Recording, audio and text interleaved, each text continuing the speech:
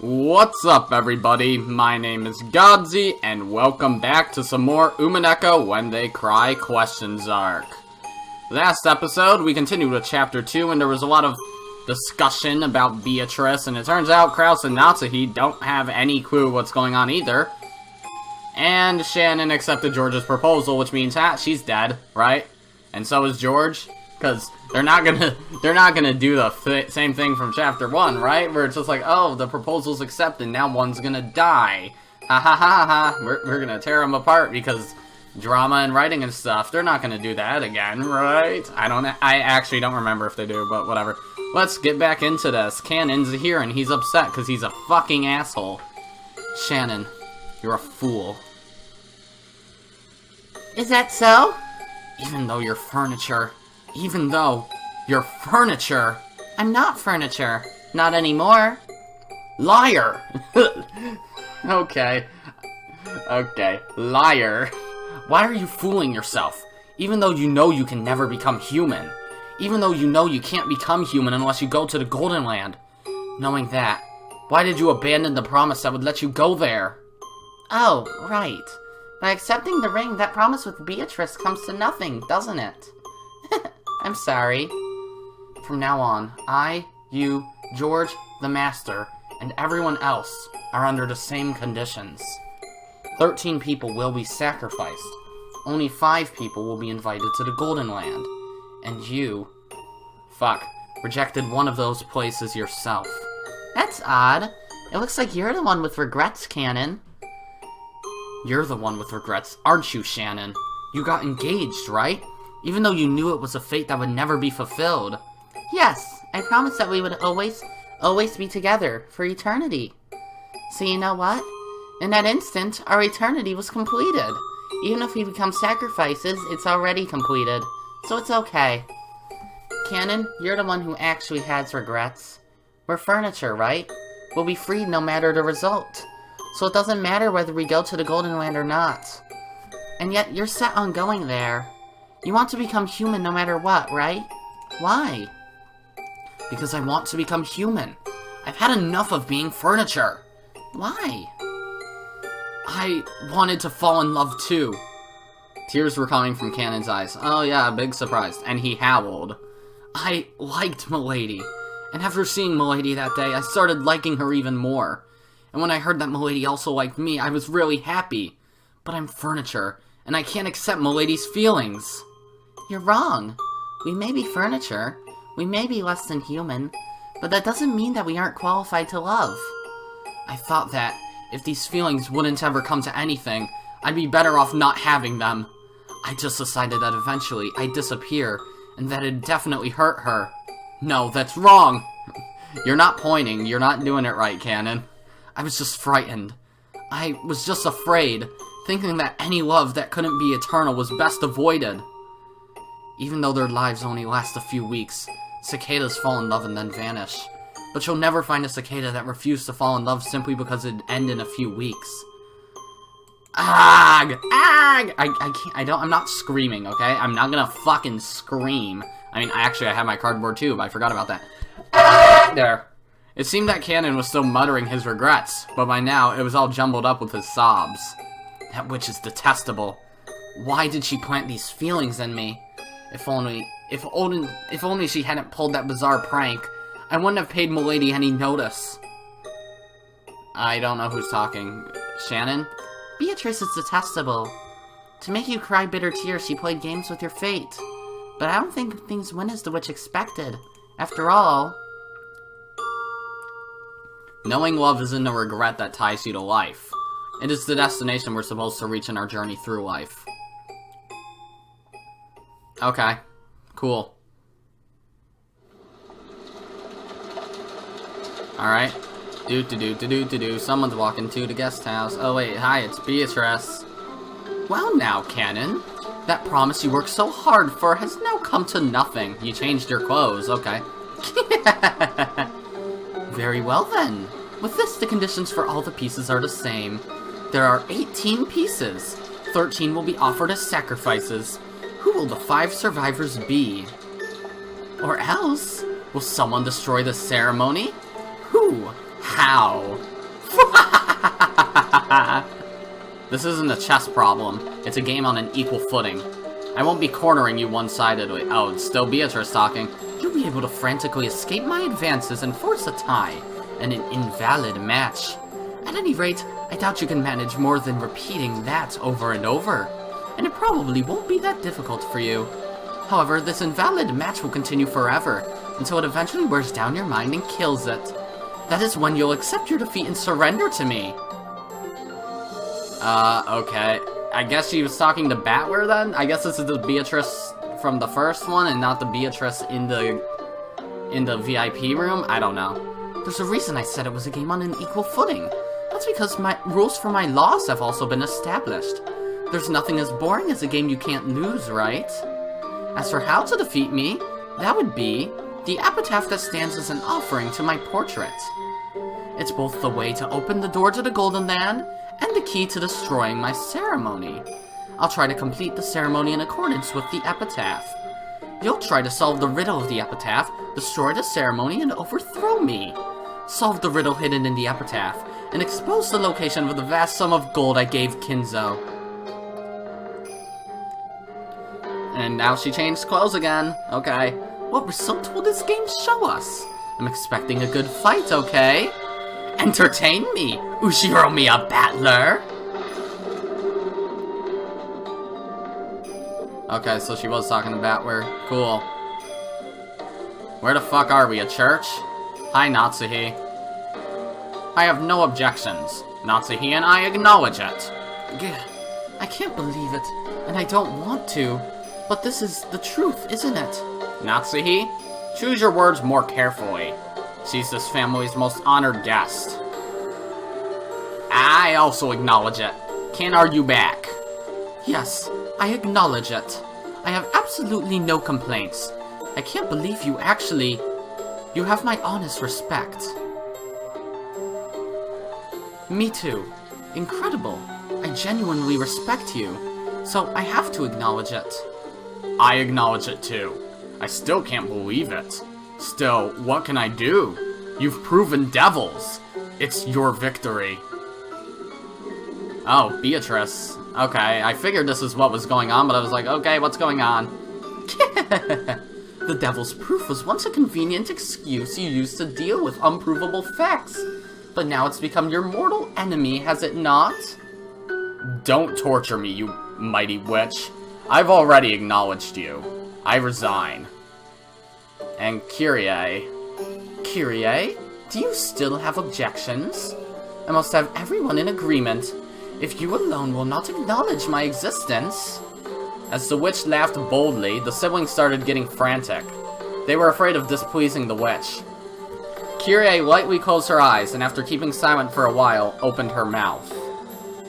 My apologies. I resign. Only Kyrie had faced the witch with stern eyes until the end. However, this had only resulted in her refusing to accept the truth for a short time. The truth, the being that was before her eyes, couldn't be denied. Devils had already been proven. I also acknowledge it. You are Beatrice, the Ushiromiyas family alchemist. Alchemist? And a user of great magic. I must acknowledge the fact that you are a witch. Does alchemy have something to do with this? Because I don't know how or why it would.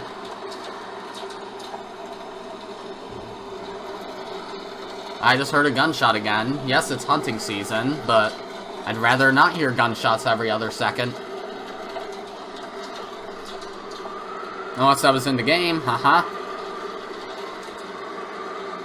Yeah, I'm pretty sure people will die this episode since they tend to die at midnight, and last we knew the clock was at 10.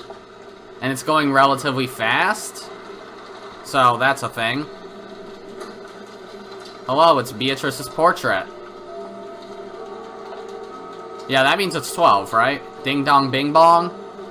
Wake up, screwheads!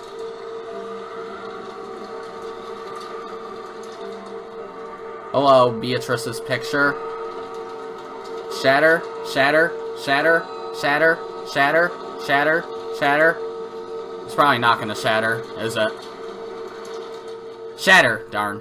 I'm wrong. Shatter. Nope. Hello, Kraus. Natsuhi. Oh, we're going through the... Where is everybody? Rosa and Hideyoshi. I don't know where this room is. Rudolph and Kyrie, yes. Rosa is also there. Cannon is in the hallway. Goda is in a room. I don't know what this room is, but Genji's there. Okay. There's Maria. Hello. And there's Jessica. That's the cousin's room, right? Yeah, because Batware and George are also there. And there's Kinzo. Hi, Kinzo. What you doing, man? I'm pretty sure I know the 6 who die for the first Twilight, but I don't know the remaining ones. Because after this Twilight, I forget everything. Basically. Assuming I'm even right, but... Yeah, Shatter. Shatter. Shatter. Shatter. Shatter. Shatter. Flowers, never mind. Then Shatter. Nope. Did it actually show us everyone? I didn't see Nanjo. Or Shannon. Yep, it's 12. Oh, doot. It's now 6 a.m. Time to wake up, screwheads! I wonder who's dead, if anybody. Wrong game again, Monokuma. Different death game. Different death game. The dawn of the second day. October 5th, 1986. Thanks. Alright. So yes, people are definitely dead, because that always happens on the second day. What is that sound that always fills my ears? Is it the sound of the rain? The sound of a waterfall? Or could it be radio static? If not, I want it to be the sound of blood flowing through my body. I want it to be the sound of the blood circulating throughout me, telling me that I am still alive. Oh, it's Kinzo. Is it? Morning. The light entering through a crack in the curtain was faint, but it at least told him that dawn had broken. Kinzo, still in the position he'd been when he woke up, still sitting in a chair and looking up at the ceiling, felt the blood slowly travel throughout his body. Judging by the clock, it was early morning. 6 o'clock on the dot. No matter how tired he was, no matter how deeply he slept, he always woke up at exactly this time, as though he had measured it with an hourglass. He didn't think of this as something to boast about, but he told himself that, as long as he could still manage this, his health couldn't be that bad. Morning has come, which means... It would appear I've avoided becoming one of the first sacrifices. Was I merely lucky when the roulette was spun, or is this the fruit of my efforts? How irritating that I cannot tell the difference. But I mustn't be bothered by such trivialities. Kinzo was struck by a faint desire to see beyond the study door. After all, he might find the traces of someone's vain struggle to break through the door. A sign that someone had tried to select him as one of the first 6 sacrifices. Humans are cheap creatures. Even though everything is ultimately decided by God, when humans are given good fortune, they arrogantly feel it was due to their own ability. That was why he wanted to check whether there was a wretched mark on the door. The very desire was human. And that was why Kinzo did not check. He often rejected desires that came to him because he was human. By doing that, he could be immersed in a feeling of sufficiency, as though he himself had become a being that surpassed humans. A goldsmith! He recognized human desires for what they were, and guarded against them. Things that a human would want to do, he resisted. This eccentricity and rebellious nature had surely given him a rare genius, making it possible for him to succeed in his exploits as he revived the Ushiromiyas family in a single generation. Well then, Beatrice, what were the 6 pieces you took? And what will your next move be? Entertain me. My defense is perfect. I will not shame myself like last time. Ha ha ha. Oh, Beatrice! The servants woke early. They had to open the curtains, prepare breakfast, and complete various other tasks to welcome the guests to a new day. Yay, Goda's still alive. No, Goda's still alive. Goda was the most enthusiastic. During the family conference, he had been told to concentrate his efforts especially on cooking, and he'd been specially exempted from several tasks that servants normally must do. Goda, who was a show-off, seemed to be feeling particularly superior because of that. He let Genji and the rest prepare the rest of the mansion, and worked on making breakfast in the kitchen. Genji split the work with Shannon and Cannon, and they carried out various tasks, so those four are alive, which I think I basically knew. Shannon headed to the dining hall and knocked. Last year, the family conference had continued into the early hours of the morning. It wouldn't have been odd if this year's conference had done the same. Considering the possibility that they were still having a discussion inside, she knocked.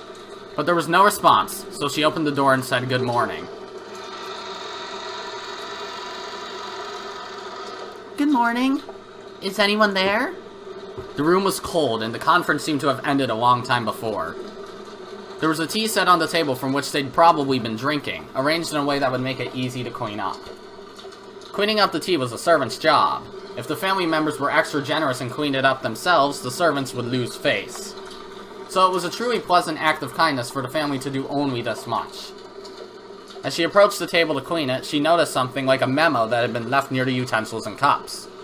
Since it was right next to the tea set, Shannon picked it up, naturally thinking it was a memo for the servant doing the cleaning. Written there was not a request, nor was it thanks for preparing the tea. There was just a single word. Shannon looked at it blankly and read it out. Chapel. Question mark? Okay, chapel.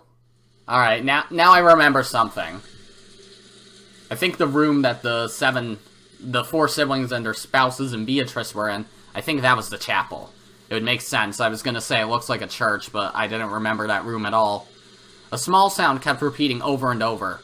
Normally that sound would have been too trivial to be worth caring about.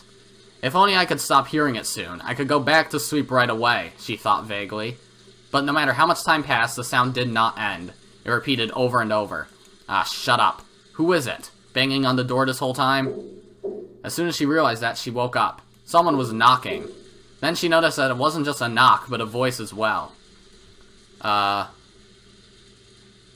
Yeah, Cannon? Rosa, good morning. Wait, I'm coming now. It had been Genji's voice. Never mind, I had a frog in my throat. Looking at the clock, it wasn't even 7 yet. It was clearly too early to wake the guests. Did something happen that was bad enough to cause this? She felt her sleepiness increasingly fade thanks to his premonition of misfortune. Though Genji was a servant, Rosa had known him since her childhood days. So even though she was slightly defenseless in her pajamas, she opened the door a crack and answered. Good morning. I apologize for waking you this early. Did something happen? Yes, actually, at the chapel. Genji whispered something into Rosa's ear. For a second, it seemed Rosa couldn't understand what she'd been told. After having it repeated several times, she realized that apparently something strange had happened. Rosa closed her door for a second, changed her clothes quickly, and followed Genji towards the mansion. Okay, so the chapel is where the 6 people died. I think I remember that much at least. The chapel requires some explanation. It wasn't in the mansion, but in a grove behind it, a short walk's distance away. It had been built at the same time as the mansion. So though its walls had been repaired many times, making it look new from the outside, it was a very old building. Rosa dashed through the rain along with Genji. Just like the previous night, the rain was falling in earnest. Eventually, the chapel came into sight from beyond a thin grove. Just looking at it from the outside, it seemed a place of dazzling beauty, where a pair of young lovers might want to get married. However, Kinzo apparently viewed it as a very sacred place. So Rosa and her siblings had been given strict instructions not to approach it unnecessarily. Even though they were all grown up now, approaching the chapel for any reason would still make them feel guilty. And also afraid, as if their father might get angry and hit them in the face. I wonder who Rosa got that from. The servants' silhouettes could be seen in front of the chapel's entrance. Goda, Shannon, and Cannon. Where's Kumasawa? Which meant that all of the servants on the morning shift had gathered. A short while ago, Genji had spoken to Rosa, telling her what the situation was. However, without laying eyes on it directly, she definitely hadn't been able to understand. It was probably the same for all the servants gathered here as well. Without seeing it with their own eyes, they wouldn't have been able to understand what was going on. Yep, that magic circle again, go figure. On the door at the entrance to the chapel was something very large, drawn with a creepy, stringy paint that made one think of blood. Something like a creepy magic circle. What is this? When was it drawn here? The servants looked at each other. Godzi was the first to open his mouth. My apologies. We don't usually enter this building, so we don't know when it was made. Then who was the first person to find it? It was me. When I went to the dining hall to clean up the tea set, I found a memo with chapel written on it. Shannon held out the memo with a shaking hand. Whose handwriting is it? It isn't brothers or sisters. So after that, you came here and found us, right? Yes. Rosa, look at this. What? Happy Halloween for... what? Cannon pointed at a single line of English written below the creepy magic circle. Until it had been pointed out to her, she thought it was just another part of the magic circle. There, the following words were written in English. Happy Halloween for Maria. Oh boy, I actually don't remember that, but that's creepy. Happy Halloween for Maria.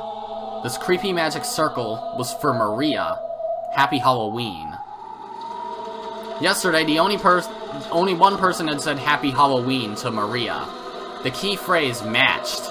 It was the Golden Witch, Beatrice. We already know Rosa was in the chapel with the other 6, though, right? As well as Beatrice.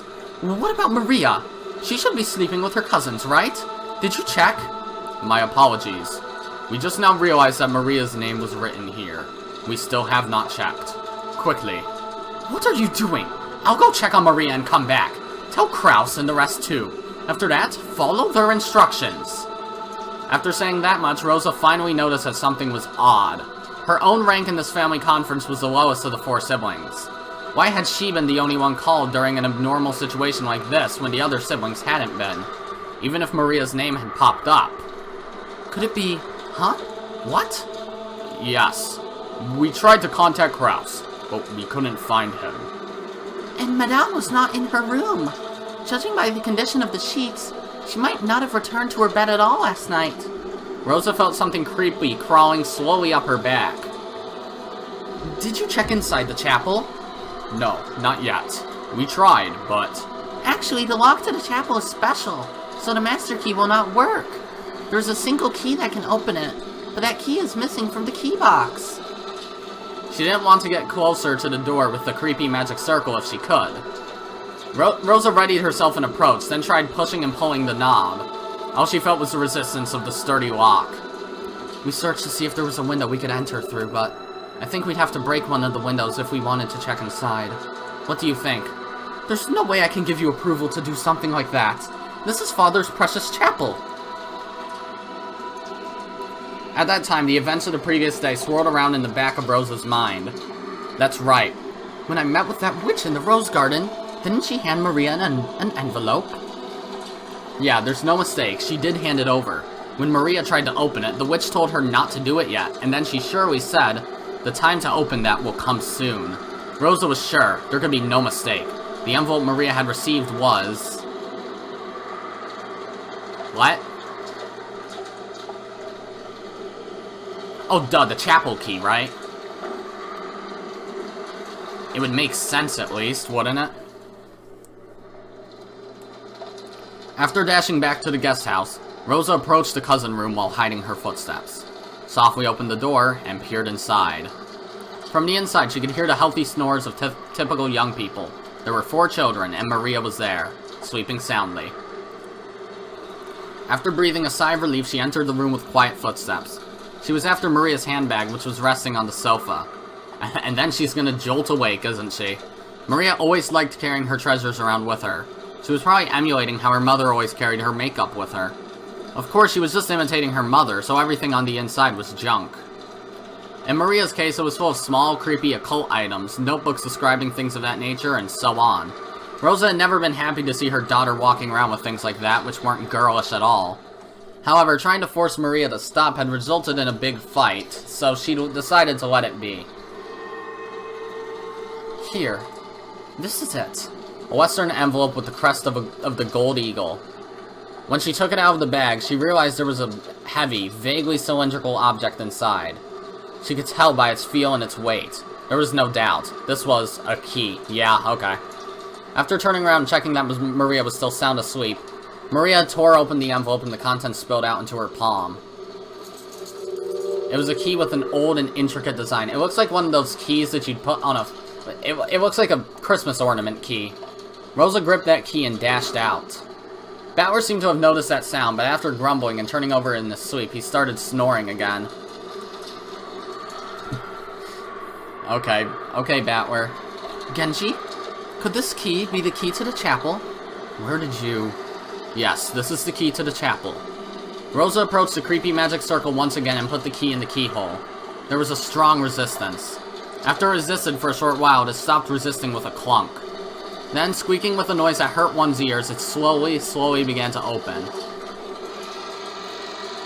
Yep, that sound effect yet again. Is anyone there? Her voice reverberated throughout the massive room. Of course, there was no answer.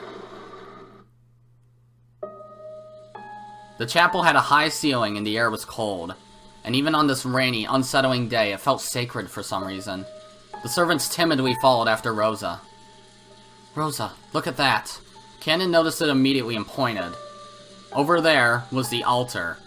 In the place that would normally have a pastor preaching of God's love, there was a table that shouldn't have been there. Okay, fuck off. We know that there's dead bodies. And don't try to act like you don't notice them. At first, it looked like a dining table. There actually were gorgeous plates and utensils placed there, making it look like a child's birthday party or something. Upon closer inspection, the surrounding area had been decorated with pumpkins and black and orange ribbons. They were probably Halloween decorations, and there were people seated at the table. 3 people on each side facing each other, seated in chairs. They could be recognized at a glance. Kraus and his wife, Eva and her husband, and Rudolph and his wife. But if you wanted to be sure, you'd still have to go even closer and check, because they seemed almost like dolls. Rosa and the rest had opened the door, entered all at once with the sound of many footsteps, and called out, asking if anyone was there. And yet there had been no reaction. Even if Rosa and the rest assumed they were being ignored, you'd still expect there to be some kind of reaction. And there hadn't even been that. So at first, it felt like someone had set down some dolls that greatly resembled those people. But by now it wasn't just Rosa. Shannon and Cannon, and even Goda. They were all fighting frantically with the creepy emotion that grasped their hearts. Brother? Sister? As she walked towards the altar, she called out again, but there was still no reaction. Yes, by now Rosa was sure of it. She was sure these weren't dolls, but the people themselves. This is... They grew close enough to see what queerly lay on the table. It still looked like an adorable banquet, reminiscent of a child's birthday party. Plates piled up with sweets, cute pitchers with drinks, all kinds of pumpkin-shaped ornaments. They were all decorated in a Halloween style. And while this probably wasn't the time to be thinking it, Maria would surely have been delighted to see all this. That was the state of the table they sat in front of, apparently asleep. It was an eerie scene, as though a small, fun-looking Halloween party had been stopped in time. They're all... sleeping? When she approached even closer to them, she realized that there were snacks scattered all over the floor. Candies, cookies, soda, and chocolates, all with heavily fantasy-themed packaging. They were all scattered across a carpet covered with blackberry and cranberry jam. No, that's not jam. What? Rosa and the rest finally realized what the situation was, as Jaws music starts playing. It was a Halloween party, a banquet for those not of this world. Yep. Kraus, Natsuhi, Eva, Hideyoshi, Rudolph, and Kyrie were seated in chairs, apparently asleep, but all dead. Yep, there they are. Wow, nice, neat little array, huh? Well, let's take a look at them. Oh god. I knew their stomachs were slit, but oh boy, that's graphic. His corpse was found in the chapel. The direct cause of death is unknown, but it seems his stomach was cut open and his intestines pulled out after his death. Yep. On top of that, sweets and candies were packed into his stomach.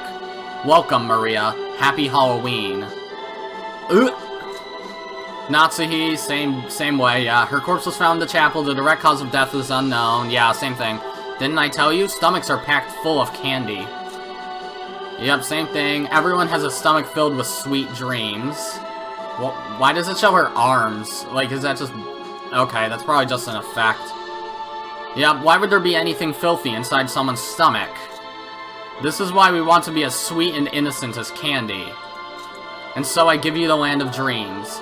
Happy Halloween. Was I supposed to read that in a certain order?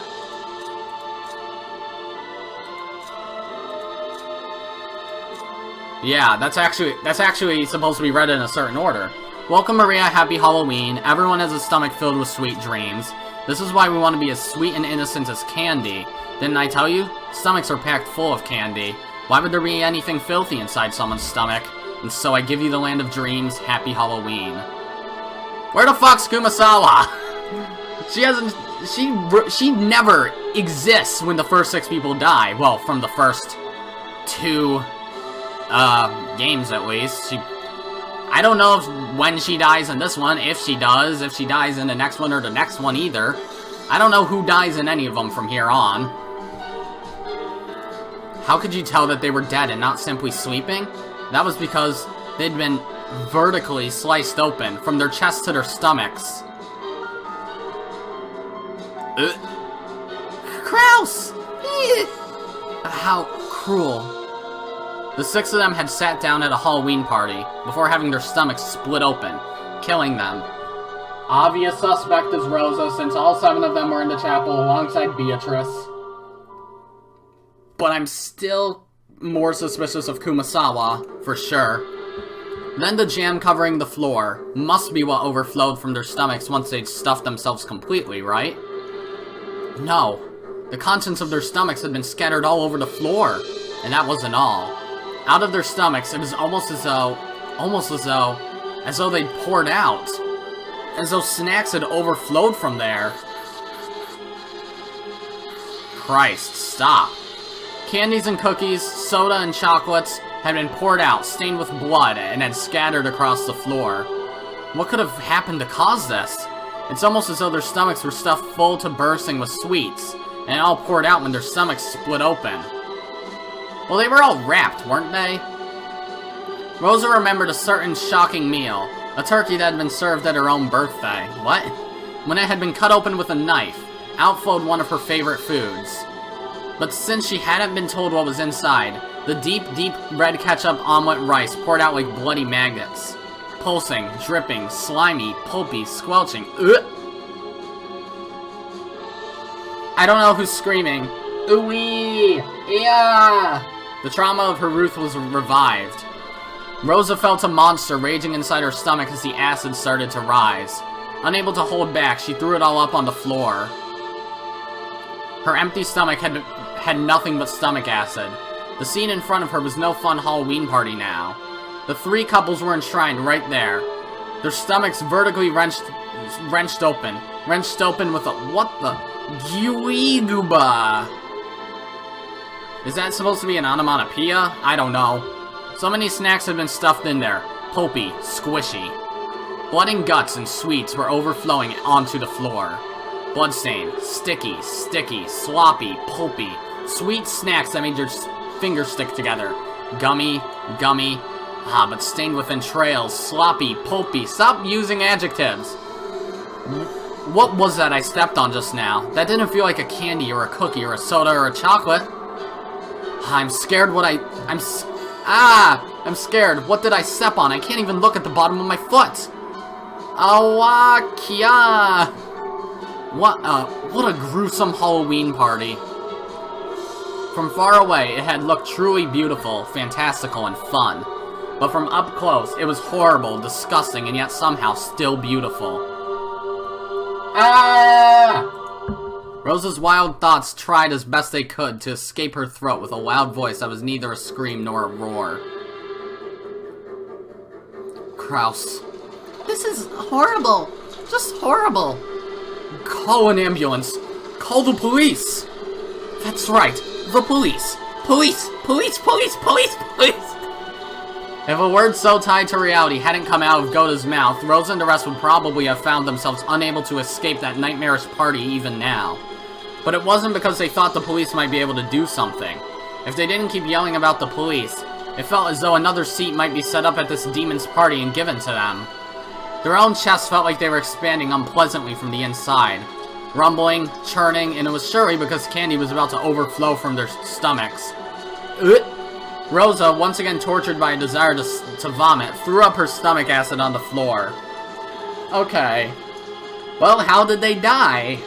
Obviously, the magical reason is their stomachs were stuffed with candy until they burst, except no.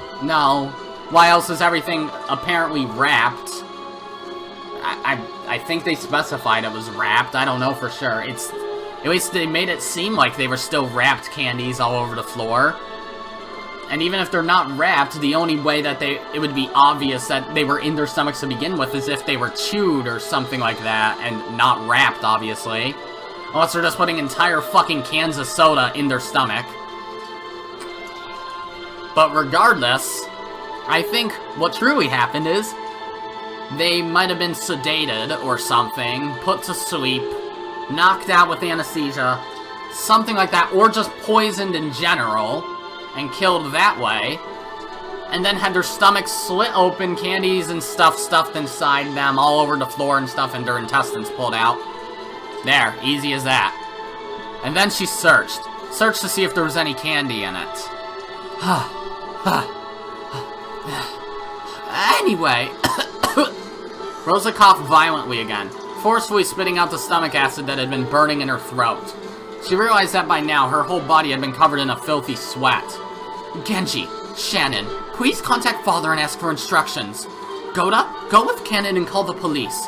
Then, have Dr. Nanjo come here. Why even bring Dr. Nanjo here? It's a bit too late for medical care.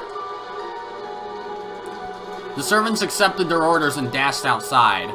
After watching them leave, Rosa once again stared at her siblings, with whom she'd spent good times and bad, and their partners. Though there could be nothing more tragic than this scene, for some reason, she was tempted to describe these fantastical deaths as beautiful. Rosa, you're psycho. Alright, prime suspect right now is Kumasawa, secondary suspect is Rosa. But then, why would Rosa throw up at the scene of what she actually did? When Genji, Shannon, Cannon, and Goda didn't. They aren't here. Where'd they go?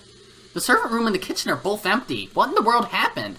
Oh, Mama! Where's Mama? My letter! The letter I got from Beto! Give it back! Give it back! I did not mean to right-click.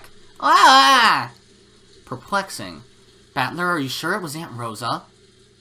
Well, even I was half asleep, so I'm not too sure. But I get the feeling that in the early morning, Aunt Rosa came in and fished around in Maria's handbag. I figured there was probably a tube of toothpaste or something in there. Why would there be a tube of toothpaste in Maria's handbag? Looks like you were a little more than half asleep. Battler vaguely remembered Rosa entering the cousin room, and when Maria woke up before the rest of them, she'd started rampaging around, saying that someone had opened the envelope she'd been keeping safe. Putting two and two together, they figured that Rosa had probably come and opened the envelope. A letter from the Golden Witch. I wonder what was inside. I don't know, but that envelope was for Grandfather's personal use, and it had the Ushiromiyas family crest on it. Whatever was inside it must have had some connection to the family conference. She hadn't let anyone touch it, but yesterday, Maria had shown that envelope off to Battler and the rest a whole lot, so they remembered it well.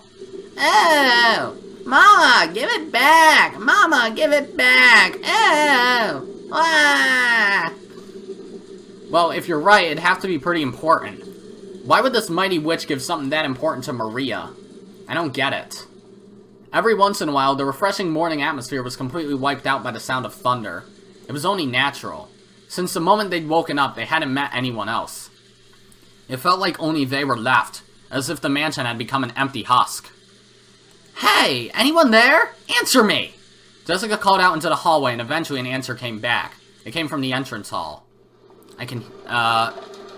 Kumasawa, maybe? I can hear you. Has something happened? Oh, it's Nanjo. Wrong! I can hear you. Has something happened? It's Dr. Nanjo. Thank goodness. Looks like everyone but us hasn't disappeared from this island after all. Dr. Nanjo, good morning. Sorry, but do you know where our parents went? Dear me, I only just woke up and came here, you see. I have no way of knowing for sure, but let's see. It was only natural. Nanjo was a guest just like the rest of them. He'd come just now to pass the time in the parlor until breakfast. Oh, Dr. Nanjo, Mama took it. Mama took my letter. Give it back. Give it back. Oh. Maria buried her face in Nanjo's plump stomach, sobbing and crying. That's rude. Don't call him fat. Now he's upset. Nanjo could do nothing but be bewildered by this ruckus so early in the morning. Ah, someone's running this way. Jessica, someone's coming. From down the hall, they could sense people running hurriedly. They saw Goda and Cannon coming towards them. Normally, it would be disgraceful for a servant to run inside the mansion, and yet Batler and the rest didn't even think to question that now. Maria's sobbing had become so unmanageable, they wanted to ask someone, anyone, where Rosa was. But the two servants seemed to have bigger things on their minds than Jessica, who was waving at them. Goda flew into the servant room, and when Cannon noticed that Nanjo was there, he bowed and approached the doctor at a quick pace before whispering something into his ear. What did you say? Rosa did? Yes. I will guide you, so please accompany me. Understood. This way. Without saying anything more than that, Cannon finally noticed Jessica and bowed to her, but he wasn't calm. He dashed back down the corridor by which he had come, followed by Nanjo. By looking at how hurried they were, Batler and the rest realized that yes, something bad really had happened. They saw Goda through the door to the servant room, which had been flung open. He was holding the receiver and violently pressing the hook. From that, they realized that he was trying to call a hospital or the police. In any event, he was trying to call someone because a serious emergency had occurred. Let's have a look. Yeah. Mama, give it back. Give back my letter. It's an invitation to the Golden Land. They didn't know what, but something was happening. Batler and the rest chased after Cannon and Nanjo. And then we realized. Cannon had called Dr. Nanjo, but he hadn't called us, so we shouldn't have gone with them. I wonder if Alice regretted her excess curiosity when she chased after that rabbit holding the clock.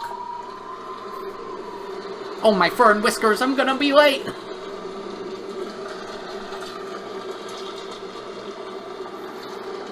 Alright, I'm ready for Batler to scream a lot again. Rosa? No, you mustn't go in! You mustn't look! Jessica, no! Right, probably Jessica? No! George? Mother, father, what happened? Ooh, that would be, I don't know. What the hell is this? This goes way beyond bad taste. Isn't taking someone's life bad enough? What the hell is this? Going to all the trouble after they died of sitting them on chairs, slicing their stomachs and pulling their entrails out? You went to all the trouble of stuffing their stomachs full of sweets? Why? Why the hell would you do something so fucked up? Damn it. Damn it. Nice job, you bastard. Just great. Just great. Gyog. It would be best if everyone went outside. They certainly wouldn't want you all to see them like this. Nanjo told the children to go outside, but no one listened. Rosa, please tell them. If they keep looking at something like this, it'll do nothing but harm. Rosa regretted her own carelessness. She realized that the children would eventually come here. She should have quickly locked up instead of standing around stunned. So the children had come here. They had seen it. And it's this music again. Hooray, the good music. Even though it's like the super oh no music, right? Surely at this very moment they were having a sight burned into their eyes that was far more grotesque than the shocking meal Rosa had witnessed in her youth. While she hugged Maria, who seemed to be too shocked to show any emotion at this gruesome scene, Rosa cried for them and their parents. The four groaning and crying voices, their sadness, continued to echo in a place that should have known God's love. Oh, Womp? Oh my god, hi real Batler. You piece of crap. Again? Another one of these murders? And this time you made it all elaborate, killing them like it's a total joke. I was rather hoping you'd thank me, not cry out in grief. Thank you? Did you just say I should thank you, you old bitch? Damn it, if there's something wrong with your ears, I'll cut them both off so you can hear better. Why should I have to see that insane way of killing and say, oh, thank you very much, Beatrice, I'll beat your brains out? In the last game, you lamented the fact that you couldn't see your parents' faces after they died, yes? So this time I left them, didn't touch them, Take a good look, for without a doubt your father and the rest have been killed. Really? What a nice treat. I'm so fucking happy. I swore I'd plow your face after I choked the life out of you, but I'll take that back now. I'll rip out your guts instead. Christ. Don't give in to emotion. Don't stop thinking. My game has already begun, right? I decided to leave you neat and tidy corpses this time. Do you know why? When you denied my existence in the last game, you used this line of thinking. Your faces were crushed, so the identity of the corpses can't be confirmed. Therefore, we can't eliminate the possibility that fake corpses were prepared to create an alibi. Unless that possibility is denied, a human culprit theory can still be built. What'd you say? So, Battler, is it okay to leave the examination of the corpses to Nanjo? Isn't it traditional in mystery novels for the doctor who performs such examinations to be an accomplice? Then don't leave the examination to him. Do it yourself. Make completely sure that without a doubt the 6 corpses are the 6 people they're supposed to be, that they really are dead, not just pretending. If you wish to confirm that your father and mother have been killed by having their stomachs cut open and their entrails pulled out, you'd better stick your hand inside their stomachs and feel around. And then another womp. Cool. I won't cry. Damn it, I won't cry. Battler suddenly yelled. His tears were still dripping down, but as though scolding himself for being a sissy, he slapped his face hard several times with both hands. Even so, the tears still wouldn't stop. However, he felt a hot blaze in both his eyes. Whoever's responsible for this piece of work, I'll make them pay back their debt completely. So this isn't the time to cry. Gotta think about what to do. It's useless. It's all useless. If you got enough time to cry, then think. This is no time to let yourself cry. Rather than genuine anger, maybe it was more of an evasive anger to blot out his sadness. However, it gave a little courage to George and Jessica, who'd been crushed by the sadness. That's right. Even if we cry, it won't change the reality of what has happened. Damn it. Then what should we do? What should I do for Mom and Dad's sakes? Rosa, I have returned. Koda, what happened with the police? What'd they say to do? Did they say when they think they'll be able to get here? As to that, it seems the phones have broken down. I also tried the emergency wireless, but, maybe it's the weather, but that isn't working either. What did you say? So we can't contact the police? It's that person! They did something to the phone line, made it so we can't reach the cops! When she heard that the phones had broken down, Jessica immediately decided that it was the work of that mysterious guest. Her eyes were bright red after so much crying. Well, they're blue, but... And they began to grow even redder with rage. God, there's no need to talk about it, right? I understand everything. That's right, I get it. Who killed Dad and Mom? It's obviously her! It's gotta be that witch or whatever who came yesterday. I'll grab her by the collar. Damn it! Jessica! Wait! Koda, Cannon, go! Yes, ma'am. Milady, wait. Covering her uncontrollable sadness with anger, Jessica ran outside, torn apart by emotion. Thinking about it hastily, maybe the mystery guest who'd arrived yesterday, Beatrice, was suspicious. However, in that instant, there was absolutely no proof that she was the culprit. At this moment, she's just another guest. No more, no less. So Rosa, making an adult decision, was forced to stop Jessica in her rash rampage. Goda and Cannon picked up on this immediately and chased after her. Still, where the hell is Kumasawa? Could the guest that no one invited, Beatrice, be the culprit? I understand how Jessica feels. I wish I could think that too. It doesn't matter who. I want someone to be the culprit so I can bash them right in the face. But before that, we need a clear understanding of what's going on. Who is this Beatrice? I haven't even seen her face. If you're looking for her face, it decorates the big portrait in the mansion. You still don't remember after looking at it for so long? Come on, Maria. What's so funny in a situation like this? Beatrice is a witch, and the ceremony to open the door to the Golden Land has finally begun.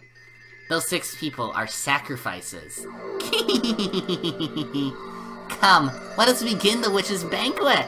Tonight is Halloween, so now the witches will gather to celebrate.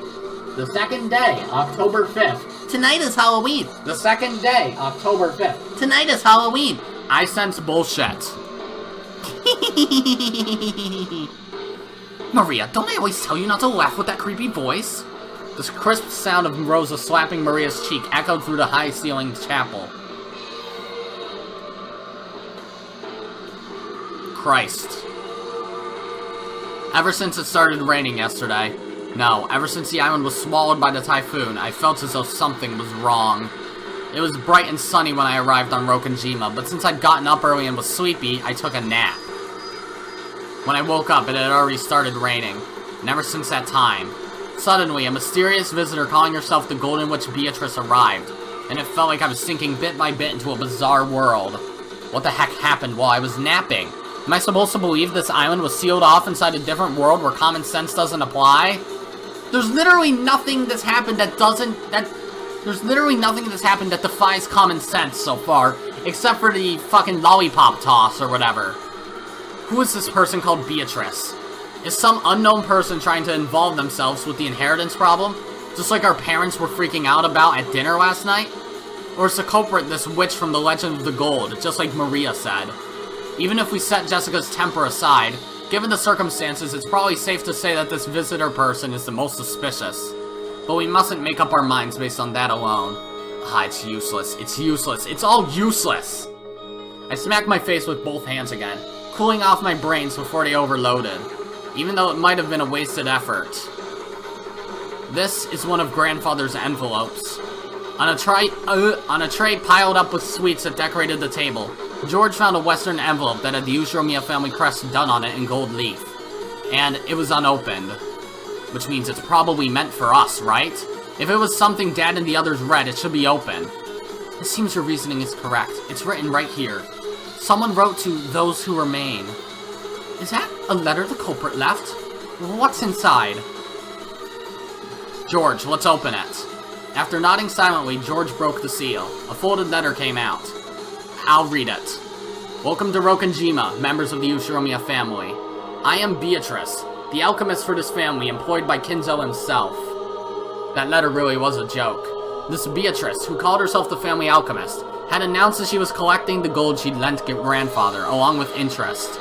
And that interest was everything Grandfather had created. Since this tragedy was right before our eyes as this paragraph was being read aloud, it clearly wasn't referring just to the wealth that Grandfather had built up. It was literal. Everything that Grandfather had created. In other words, all of Grandfather's descendants were included in the interest. You bastard! What a screwed up contract! Lives as interest for gold, you say? That's almost like a contract with the devil, isn't it? You think that makes you look more like a witch? Ha, don't make me laugh. Special clause. However, if someone is able to discover the hidden gold of this contract, Beatrice must abandon these rights for all time. Kinzo has already publicly displayed the location of the hidden gold within the epitaph under my portrait. In other words, it's something like this. If these murders represent her collecting interest, then she's trying to tell us to then she's telling us to try and find the gold she gave Grandfather if we want her to stop. And she's also saying that the secret pointing to the gold is hidden in the portrait epitaph. So basically, this is a letter of challenge from the witch. She's telling us to try and solve the code that points to the hidden gold if we can. And if we can't, she'll keep collecting the interest as planned? I'll beat you to death. Bring it on! Battler, look! The table is covered with sweets. So even though those things were right out in the open, we just assumed they were sweets too. I mean, come on, you see them a lot, right? Oh, shit. You know, those boxes of chocolate shaped like gold ingots. Wait, this is no box of candy. It's the real thing. This is a real gold bar. It's inscribed with the crest of the one-winged eagle. I heard Mother talking about this earlier. Oh, Jessica? This is a gold bar from Grandfather's Legend of the Gold. Gold ingots weighing a full 10 kilograms. A whole 3 of them were piled up in the very center of the table. It was where a cake would be placed if it was a birthday party. In other words, this was without a doubt the birthday cake of the party known as a family conference. If these really are 4